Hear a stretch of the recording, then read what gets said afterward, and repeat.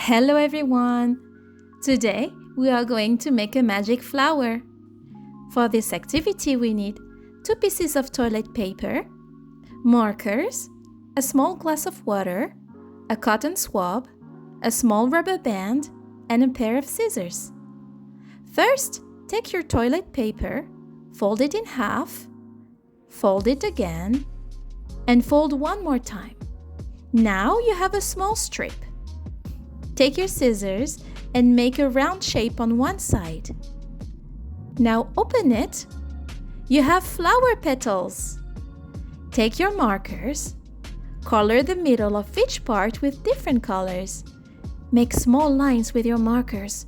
Be gentle. Don't press too hard or the paper can tear. Now take your cotton swab.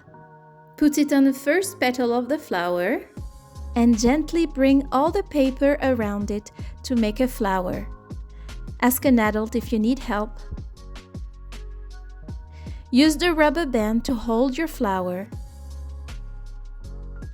Look, your flower is ready. If it's too big, you can cut the bottom so it can touch the water. Take your small cup of water.